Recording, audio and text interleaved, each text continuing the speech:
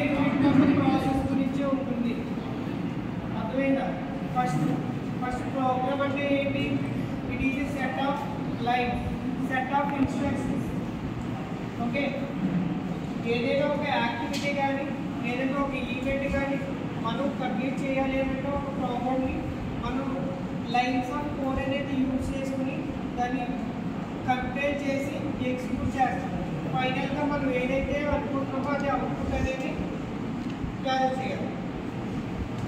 Coming to process ఏంటి అంటే ఏదైతే మనం ప్రోగ్రామ్ డిజైన్ చేసామో ఆ డిజైన్ చేసినటువంటి ప్రోగ్రామ్ని ఎగ్జిక్యూట్ చేసేటప్పుడు దాన్ని ప్రాసెస్ అని అంటాం.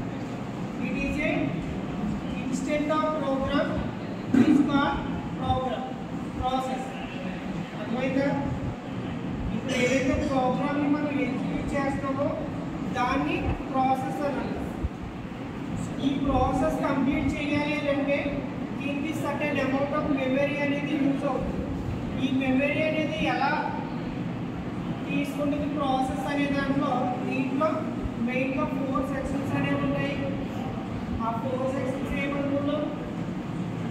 Text, data and heap, stack అంటాం. నాయిస్ ఏంటండి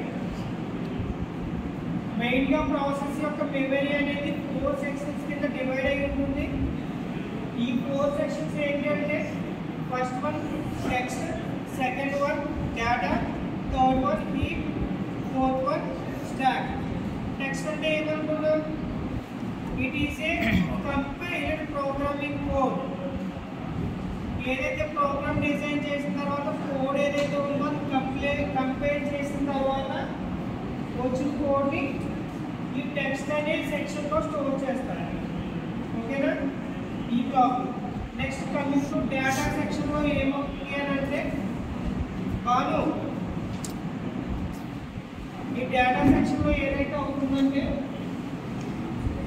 డైనమిక్ వేరియబుల్స్ కానీ లోకల్ వేరియబుల్స్ కానీ స్టోర్ చేస్తాం. నెక్స్ట్ కమింగ్ టు హీప్లో ఏంటి అంటే డైనమిక్ మెమరీ అలొకేషన్. ఇప్పుడు మనకి ఏదైతే మెమరీ అనేది ప్రాసెస్ కంటిన్యూస్గా తీసుకుంటుందో అది డైనమికల్లీ మెమరీ అనేది అలొకేట్ చేస్తుంది హీప్ అనేది. Next coming to stock. స్టాక్లో ఏంటి అని అంటే మనం లోకల్ వేరియబుల్స్ అనేవి యూజ్ చేస్తాం.